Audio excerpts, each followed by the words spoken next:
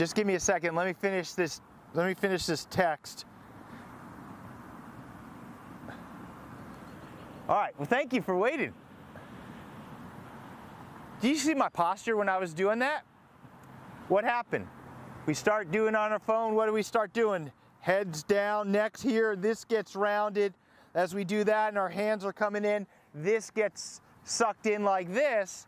And now what we have is, we have a body that looks like this sucked in this, and what does that do to our golf swing? Well, we start looking like a turtle over the golf ball, now where our spine is curved like this, and in like this, and now you're trying to get turn and balance and athletic, and no wonder why you become handsy, because you can't move your body. You're like a turtle. So you have to start picking up your hands and throwing them down. The golf swing is about mechanics. It's also about the flow of those mechanics working together. If the body isn't in an athletic position to start, you will not be able to use those mechanics consistently. You're going to have compensations in your swing, and compensations equal inconsistency.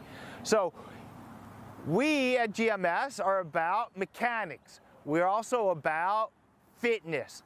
The better your body is in shape, the better the chance you have of hitting good shots. And one of the things we do, driving our cars like this, typing, doing the text like this, we get these rounded back and shoulders, and now we get to the golf course and we keep the same.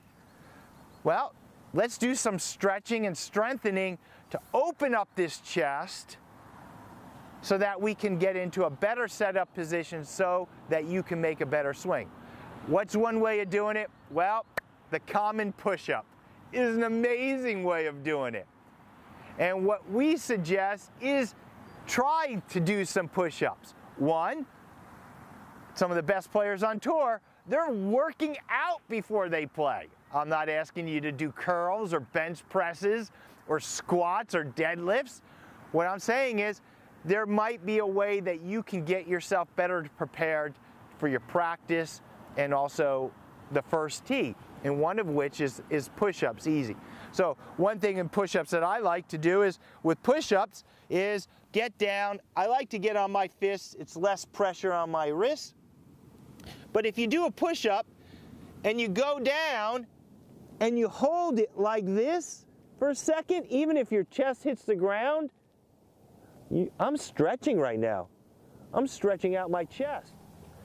And now as I'm down here on the ground, my chest is here, but my arms are still like this. Because of that, it's stretching out my chest and my upper back.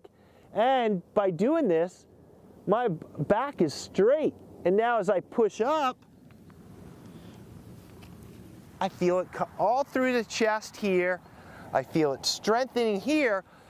And of course in my arms, but what is it doing? It's getting me back like this. So now when I set up to the ball, I'm more like this. Instead of the people that were texting all day, typing and driving, well, because we're doing that, our shoulders are rolled in, our neck is rolled down, and now we're trying to hit a golf ball like this. That's why we don't hit good shots, many of us, because we're not set up well. Use some fitness. You don't have to go in the gym and do squats and lunges and blah, blah, blah, blah, blah. But there are certain things that you can do to stretch and strengthen. And one of those is a push-up. How many should you do? It all depends on you, where you're at. If you can only do one, do one. But try to do 2 next time and 3 next time. And what you will do is you'll see you'll incrementally be getting stronger and stretching out, and you will see a little more consistency. You won't go on to be the best player on tour, but what you will do is you'll see a little more consistency in your game. This is Mark Solomon at our beautiful Coachella Valley location right now at Silver Rock Resort. Boom. Saying thank you for listening to me. We'll see you next week.